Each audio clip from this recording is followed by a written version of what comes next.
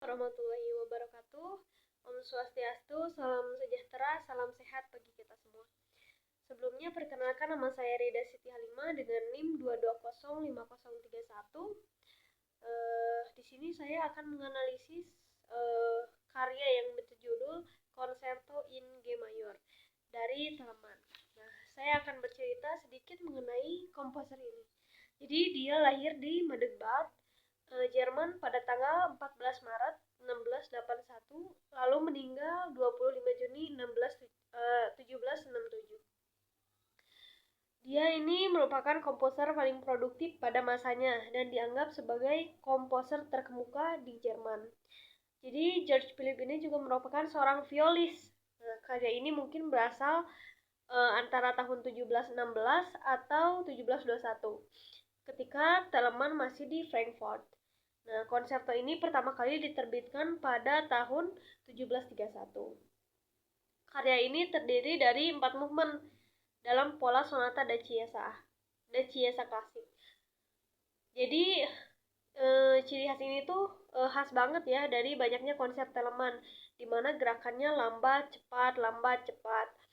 Nah, keempat gerakan tersebut juga terkait dengan bentuk ritornello Italia. Jadi ditandai dengan orkestra atau piano yang menyatakan materi tematik dan bagian solo menanggapi dengan materinya sendiri. Jadi biasanya itu serupa tapi tak sama gitu. Lalu yang akan saya bawakan adalah movement pertama. Jadi largo ini rasanya bercirikan tema megah yang memanfaatkan ritme sarabande. Jadi sarabande itu merupakan suatu tarian dari waktu itu Italia ya. Namanya sarabande. Jadi mari kita saksikan karya ini.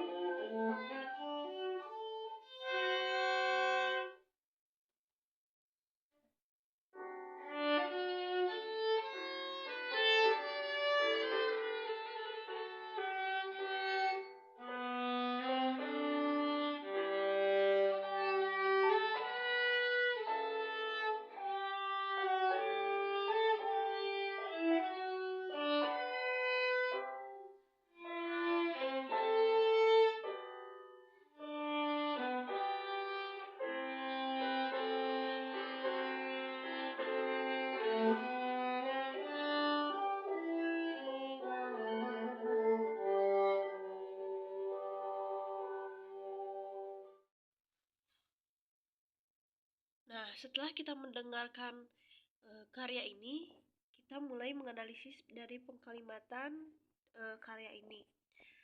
Contohnya dari pengkalimatan yang pertama di bagian eksposisi. Nah, pengkalimatannya seperti ini ya. Dan menjadi pengembangan-pengembangan dari pengkalimatan-pengkalimatan lain dalam eksposisi. Contohnya pengembangannya seperti ini. Nah, yang menjadi ciri khas dari karya ini yaitu banyak pengembangan-pengembangan dari kalimat-kalimat yang sederhana. Akan tetapi rasanya yang berbeda gitu. Seperti yang saya sebutkan sebelumnya yaitu mempunyai ciri khas ritornero, yaitu sama tapi tidak sama. Nah, kita lanjut ke pengkalimatan di bagian eksposisi. Di bagian development, maaf. Di bagian development ini banyak pengembangan-pengembangan yang tidak ada di yang sebelumnya nih. Makanya saya sebut di development karena banyaknya pengembangan di bagian ini. Contohnya di bagian ini tuh terdapat cadence. Nah, cadence itu yang ini ya. Juga terdapat pengembangan-pengembangan yang sama nih, kayak di eksposisi seperti ini. Diulang lagi di bagian development, tetapi berbeda nada ya. Nah, terus ada juga pengembangan yang berbeda nih dari sini. Akan tetapi trillnya tetap dibawa. Jadi di bagian eksposisi maupun development ini ada bagian akhirnya dengan trill gitu. Nah, kita lanjut ke bagian rekapitulasi. Di bagian rekapitulasi ini banyak pengulangan-pengulangan dari eksposisi maupun development yang diambil kembali. Contohnya nih, pada pengkalimatan pertama di bagian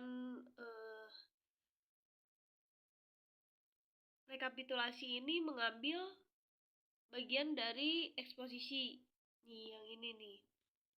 Nah,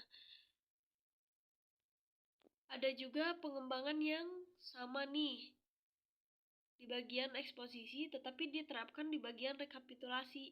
Yang menjadi pembeda yaitu adanya nada yang berbeda dan juga teknik yang berbeda, adanya tenuto gitu. Nah, akan tetapi di bagian akhir juga sama nih, ada trillnya. Jadi di setiap bagan itu ada trill yang menjadi akhir gitu. Segitu yang bisa saya jelaskan. Jika kurangnya atau ada kesalahan apapun, tolong dimaafkan dari segala perkataan maupun karya yang mungkin saya bawakan. Wassalamualaikum warahmatullahi wabarakatuh.